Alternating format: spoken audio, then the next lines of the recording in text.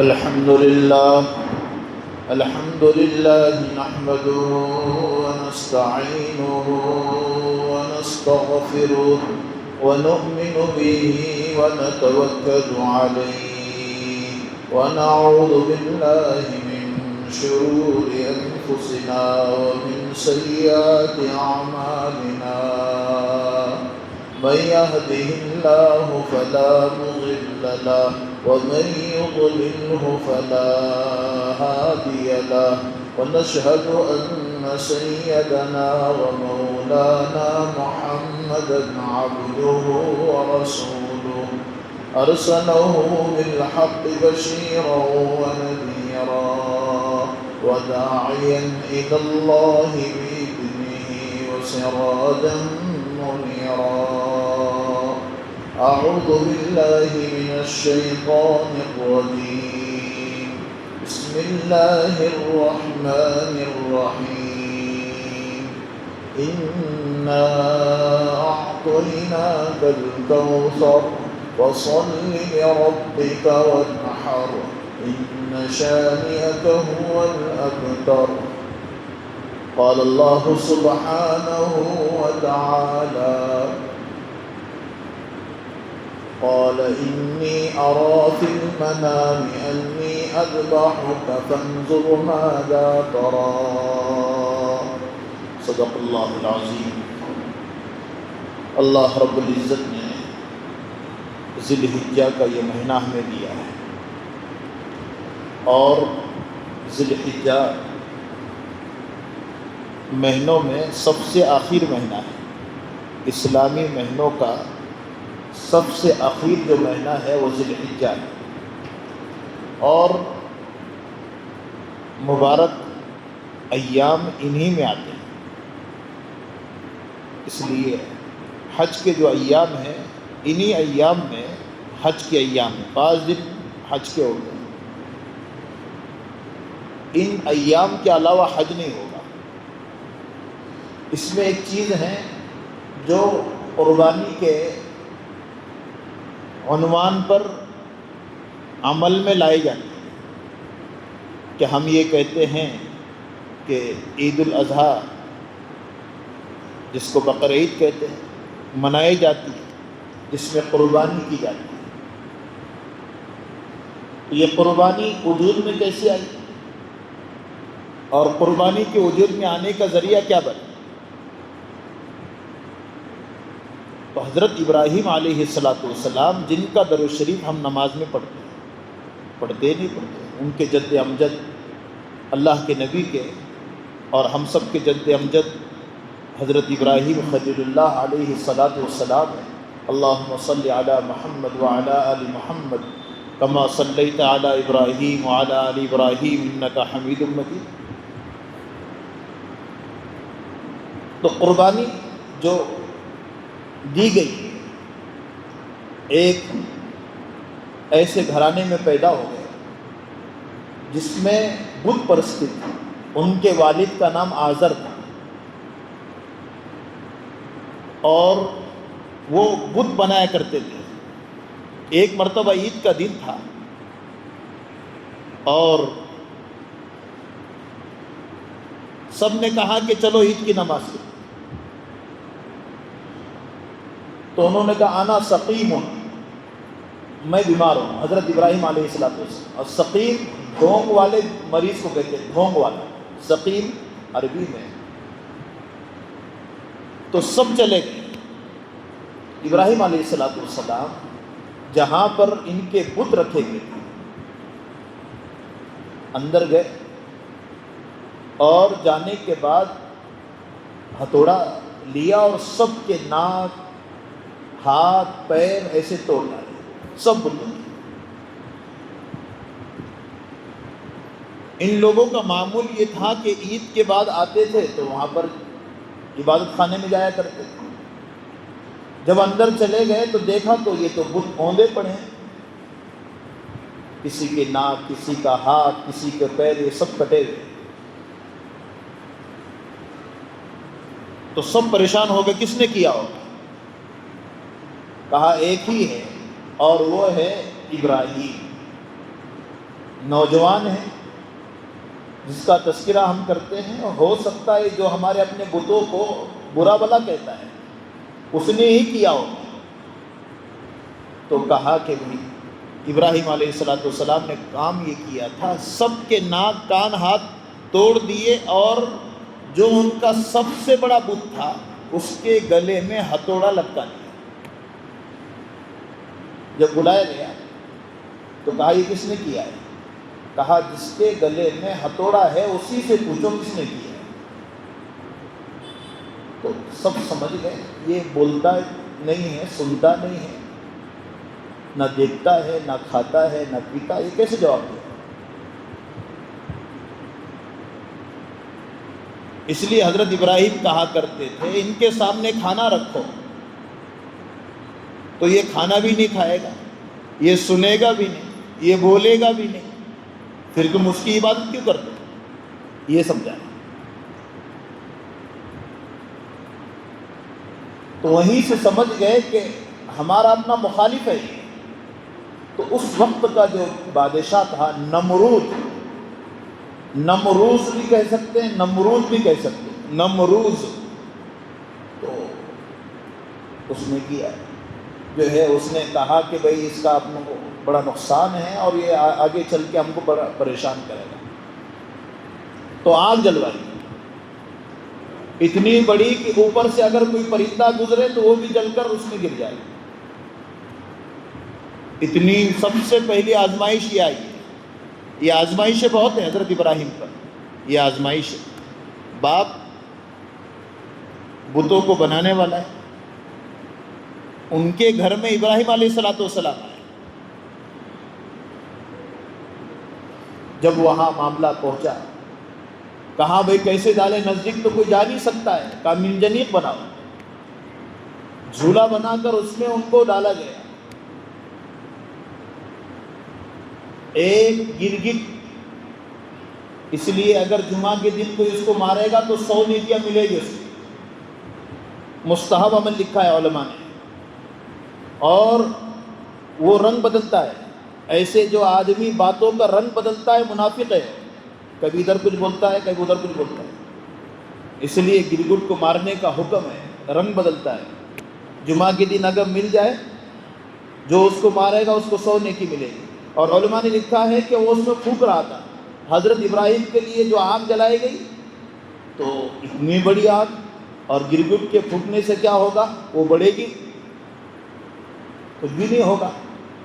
اس لیے آج لوگ کہتے ہیں تھوڑا سا خلاف بول رہا ہے علماء کے، تھوڑا سا جو ہے خلاف بول رہا ہے جو ہے شریعت کے، لیکن یاد رکھو جو تھوڑا بولے یا زیادہ بولے، شریعت کے خلاف بولے گا، اس کا انجام بھی اللہ کے نزدیک بہت برا ہوگا۔ اسی سے سمجھ میں آ گیا، میں تھوڑا تو مخالف ہوں، میں زیادہ نہیں ہوں۔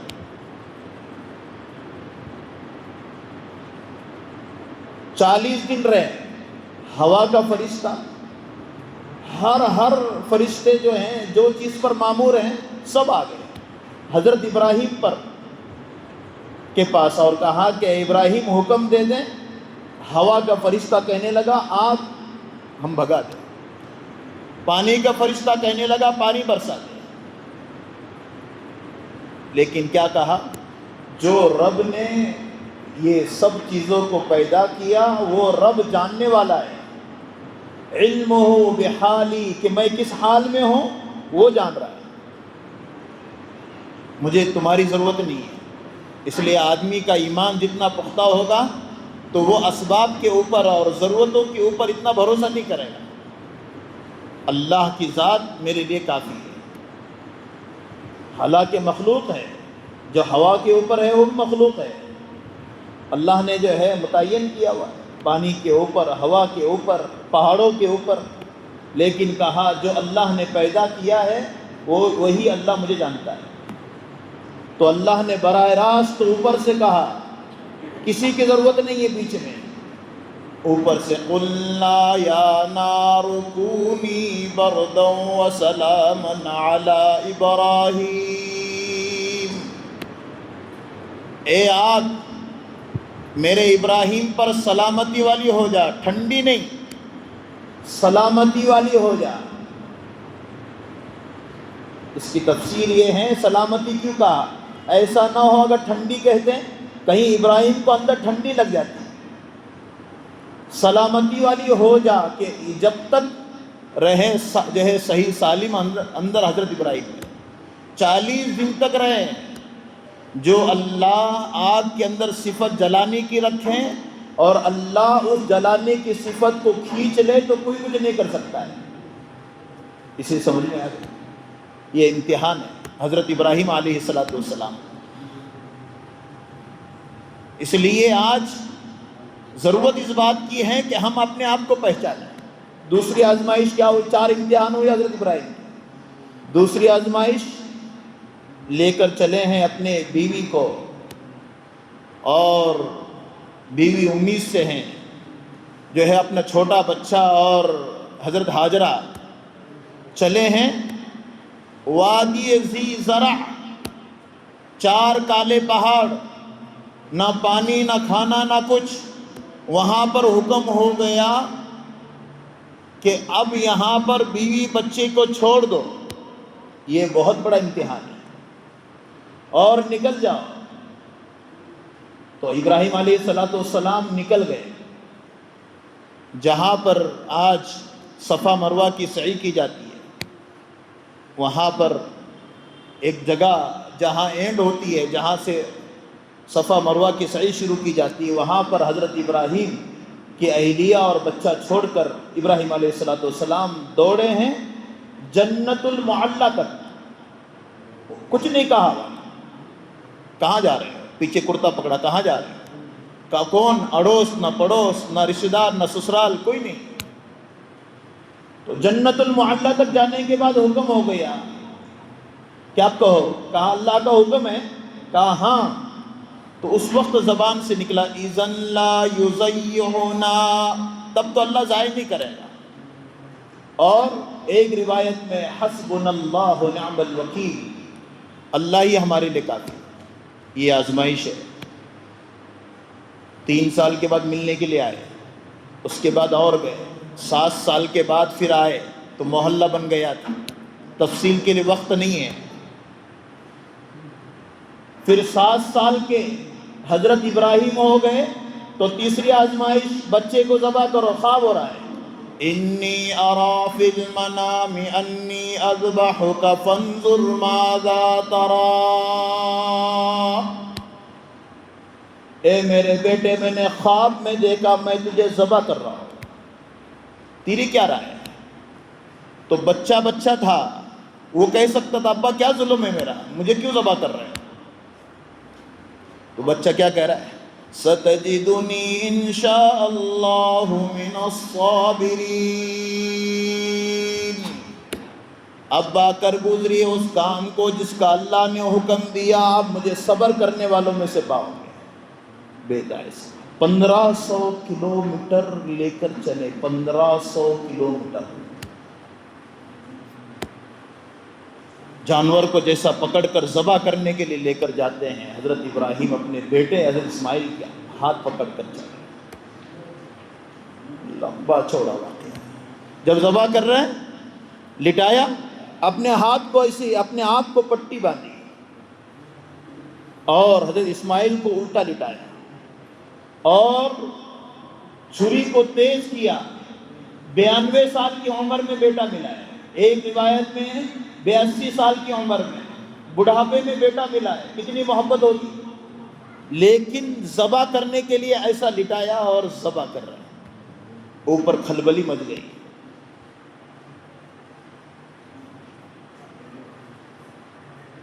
کہا کہ کیا کر رہے ہو، کتنا آزمائش کرو گے ابراہیم کی، کتنی آزمائش ہوگی؟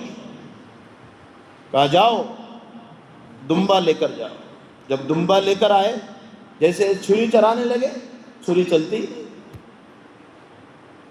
تو پٹی بندھی ہوئی تھی، ڈھونگ والی نہیں، اللہ کا عشق محبت تھا، اے اللہ میرا بیٹا ہے، اے اللہ کچھ نہ کچھ ترتیب بتا دے، اتنے سال کے بعد ملا ہے، کیا ہے، ڈھونگ والی نہیں، اوپر سے نہیں، اندر سے تھا، میں ذبح ہو جائے۔ خواب نبی کا خواب وہی ہوتا ہے۔ کہا کہ ایسے چھری چلانے لگے تو اوپر سے حضرت جبرائیل دمبا لے کر آئے. فلما اسلم وتلہ للجبین ونادیناہ ان یا ابراہیم قد صدقت الرؤیا انا کذلک نجزی المحسنین. ہم صرف پرکھنا چاہتے ہیں. ہٹایا اسماعیل کو, پٹی بندھی بھی تھی, دمبا لٹایا اور اس پر چھری چلا رہے. چھری چل گئی. رہتی دنیا تک کا انسان کہاں, اس کا انعام کیا ہوگا؟ جو پرچے میں کامیاب ہو گئے. رہتی دنیا تک کا انسان ہوگا اور اس کے پاس 52.5 تولہ چاندی کے بقدر اس کے پاس رقم ہوگی, تو اس کو اس یادگار میں حصہ لینا ضروری ہوگا. اگر بچہ ذبح ہو جاتا, علماء نے لکھا ہے ہر سال کسی نہ کسی کو ایک بچہ دینا پڑتا. اللہ نے سب کی رعایت. 5000 سال ہو گئے ہیں حضرت ابراہیم اسماعیل کے اس واقعے کو. 5000 سال پاٹودے کے اس مسجد میں بیٹھ کر ہم اس واقعے کو دہرا رہے ہیں. قربانی رائے گاہ نہیں جاتی ہے. قل ان صلاتی ونسکی ومحیای ومماتی للہ رب العالمین انا اعطیناک الکوثر فصل لربک وانحر. اس لیے یاد رکھو, قربانی ہمارے اور آپ کے لیے شوشہ کے لیے نہیں.